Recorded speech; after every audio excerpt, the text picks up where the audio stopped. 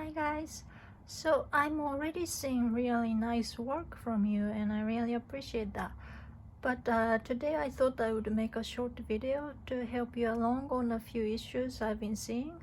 One is the meter, and related to that, how to handle quarter notes versus eighth notes. So that's one thing. Another thing I'm going to talk about is the articulation.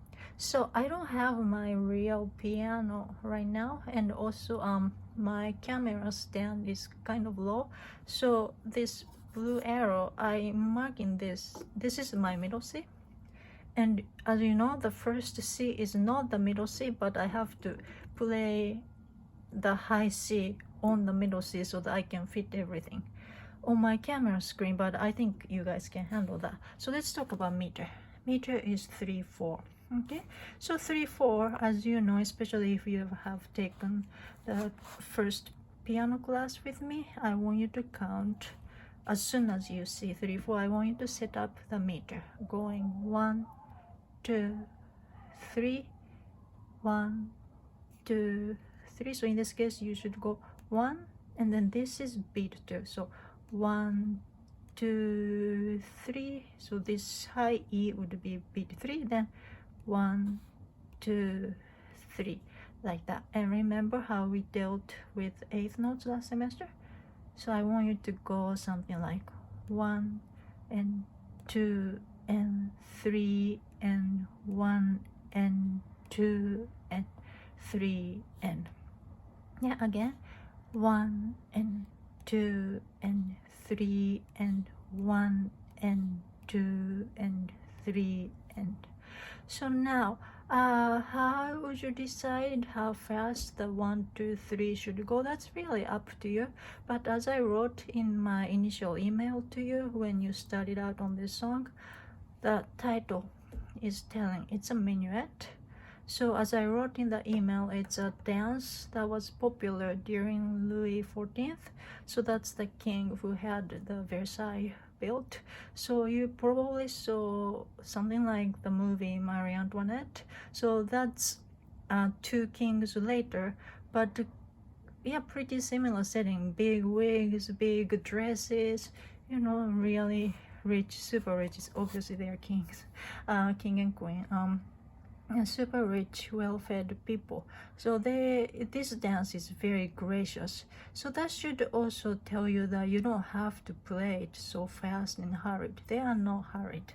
Okay, so yeah, andante grazioso, like graciously walking. Andante is from an Italian verb to walk. So not just any walking, but graciously. I think about the quarter versus eighth notes, though, what's tripping you up is partially this rest here. Okay, so I'm going to demonstrate how it should go. Just the first 2 lines. So 1 and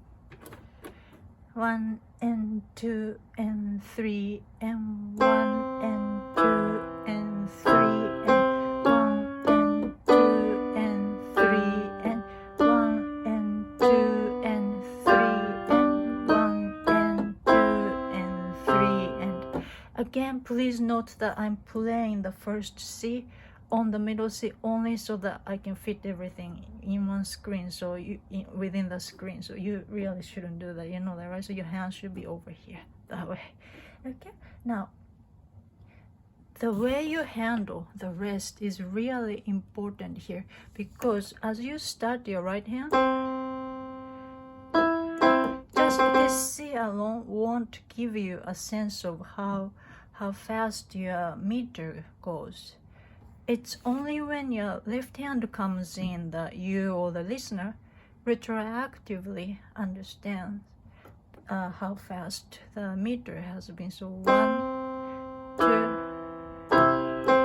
yeah. So by having a certain space between this and this, the duration between this and this retroactively signals how fast your quarter note is.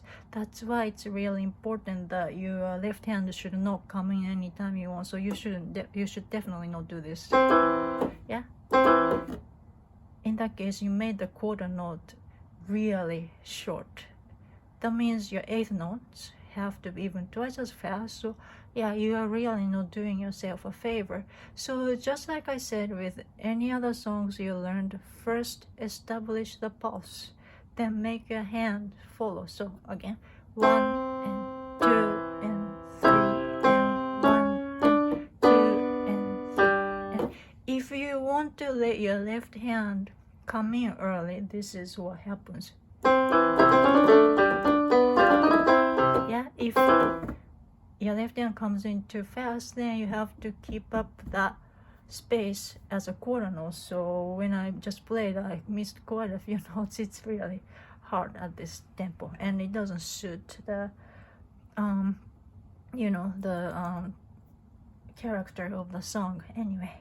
So that's one thing. And the articulation part will be short. So articulation, I'm talking about the slur. Slurred part should be well connected. So connected, remember, means E to C should be connected, right? Do not lift E until you start playing C. Like that, no. Okay, keep the E on the key until you play the C. You don't have to overlap, but yeah. Okay, versus the staccato. Okay.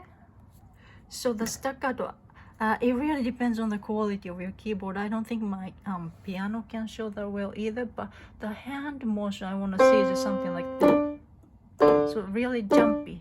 Literally make an effort to lift your finger off the key fast. I'm sorry, I mean that was a mistake, right? So here, G to D slurred, so I really shouldn't have done that. G to D connected, D and G are disjointed, so that's the articulation contrast. So G to D connected, but as soon as you hit the D, make sure you jump up. Okay, so I'm going to show you this part, just this part, left hand. Okay, so